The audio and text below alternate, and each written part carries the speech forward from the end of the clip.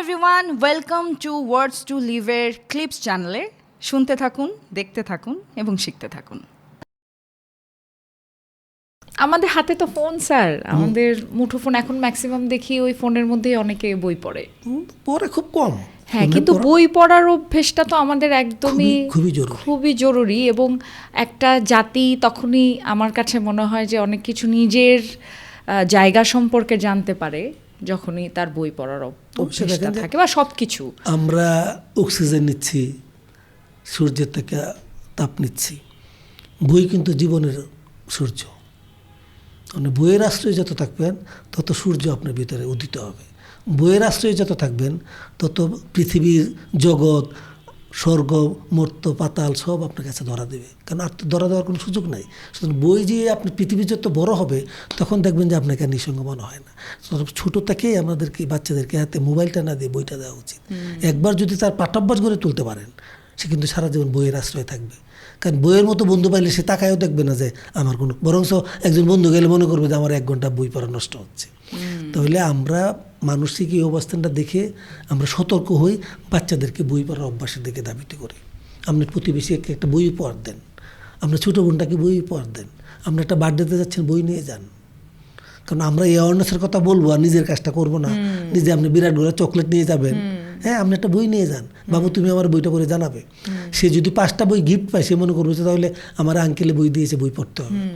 এইভাবে তো অনেক যত্ন করে তো মানুষ করতে হয়। একটা ছোটো বাচ্চাকে যখন আমরা অনেক যত্ন করে তার মানসিক বিকাশ কীভাবে হবে, কোন ক্ষেত্রে তা আপনি যদি তার একটা বেসুরা গান শোনেন, সে তো বেসুরা গানই গাইব। আপনার ছোটো সময় তাকে ক্লাসিক গান শেখান, সুরের গান শেখান।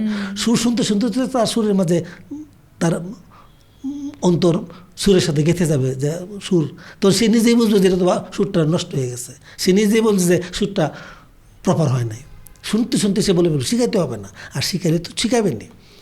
আমাদের অ্যাওয়ারনেসের সাথে আমাদের নিজেদেরও যত্নশীল হতে হবে যে আমরা অ্যাওয়ার একটা শব্দ বলে বললাম আর কোনো কাজ করলাম। আমার মনে হয় আমাদের সবচেয়ে বড় বার্তা হবে বাচ্চাদেরকে, জেনারেশনকে, প্রজন্ম থেকে প্রজন্মে আমাদের বই পড়ার অভ্যাস গড়ে তোলা। আপনার কি মনে হয় যে এখনকার সময় এখন আমরা বেশি কথাই বেশি বলি, কাজটা আমাদের একটু কম হয়? আপনার কি কখনো এটা মনে হয়েছে? কাজ হচ্ছে, ধরুন আপনার এখন কাজ সারাদিনে ধরুন 2টা ইন্টারভিউ নেবেন, কিন্তু আপনাকে যেদিন একটা বড় ক্ষেত্রে যাবেন, বড় ক্ষেত্রটা দেখে আপনার কাজ হবে।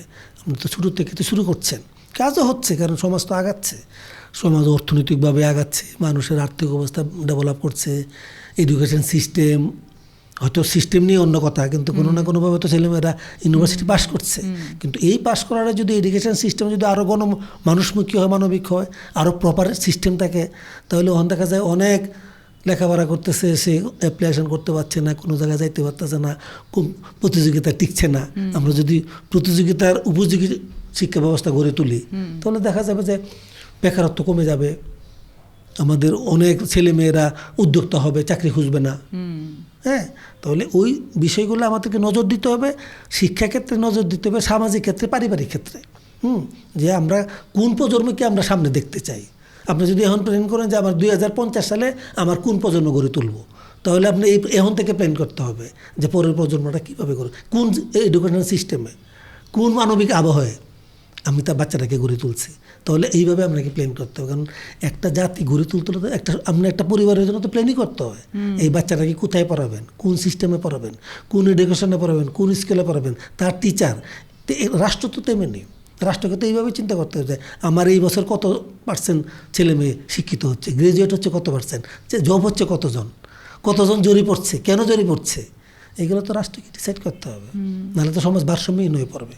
হ্যাঁ, বিরাট শিক্ষিত সমাজ, হ্যাঁ বিরাট শিক্ষিত কিন্তু জব নাই, সমাজটা ভারসাম্য নষ্ট হয়ে যাবে।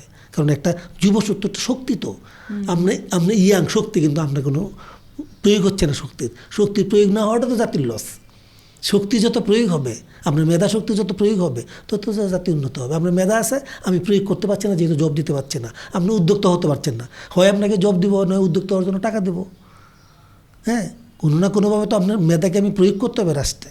তা রাষ্ট্রকেও আমাদের মানে গণমুখী রাষ্ট্র হইতে হবে। এখন তো রাষ্ট্র কিছু কিছু বড় লোকের জন্য, রাষ্ট্র হইতে হবে সবার জন্য। Subscribe to Words to Live and don't forget to press the bell icon.